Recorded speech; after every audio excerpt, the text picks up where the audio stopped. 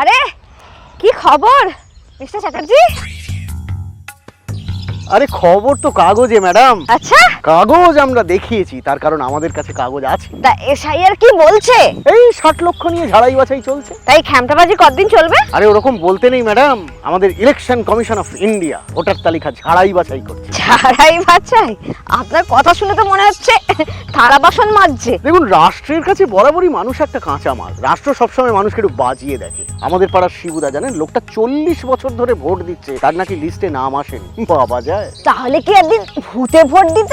সেটাই তো প্রশ্ন ম্যাডাম। হঠাৎ একদিন বললো ডকুমেন্ট আনুন, প্রমাণ দিন যে আপনি এখানকার। সত্যি, জন্ম এখানে, স্কুল কলেজ এখানে, ট্যাক্সটা পর্যন্ত এখানে, তাও বলছে প্রমাণ দিন। এরপর তো বলবে শ্বাস নিচ্ছেন, প্রমাণ দিন। ব্যাপারটা কিন্তু মোটেও অতটা হাসির নয় ম্যাডাম। গ্রামের দিকে লোক রীতিমতো ভয় পাচ্ছে, কারণ নাম কাটা গেছে, কেউ বা জানেই না কি করে সেই নাম তুলবে। কিন্তু সরকার তো বলছে ভোটার তালিকা পরিষ্কার হচ্ছে। দেখুন, আমি ঘর পরিষ্কার করতে গিয়ে যদি অর্ধেক ঘরটাই ভেঙে ফেলি, তাকে কি আর ঘর পরিষ্কার করা বলে? আসলে কি বলুন তো, এই যে বিদেশি ধরো বলে চেঁচামেচি, আদতে ধরা পড়ছে কিন্তু নিজের পাড়ার মানুষ। আর যে শব্দগুলো ইউজ করা হচ্ছে সেগুলো কিন্তু খুব চালাক, মানে ক্যাচি। অনুপ্রবেশকারী, সন্দেহভাজন, যাচাই, শুনতে বেশ ভালোই লাগে, কিন্তু আঙুলটা কার দিকে?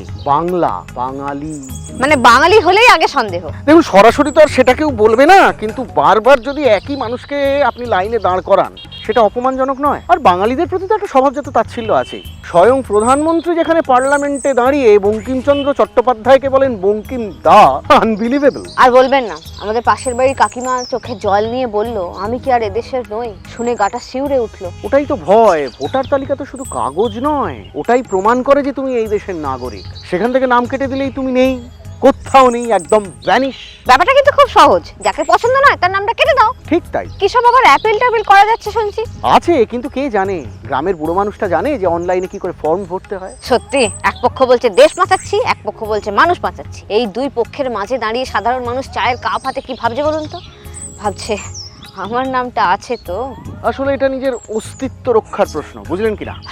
সত্যি, আগে আমরা ভোট দেওয়ার জন্য লাইনে দাঁড়াতাম, এখন ভোটটা দিতে পারবো কিনা সেটা জানার জন্য আমাদের লাইনে দাঁড়াতে হচ্ছে।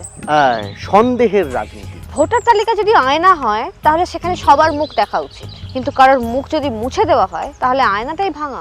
আর ভাঙা আয়নায় গণতন্ত্রের মুখ যে ভালো করে দেখা যায় না ম্যাডাম। সত্যি, দেশ আর রাষ্ট্র যে সম্পূর্ণ দুটো আলাদা জিনিস, এটা কি মানুষ কোনোদিন বুঝবে আদৌ?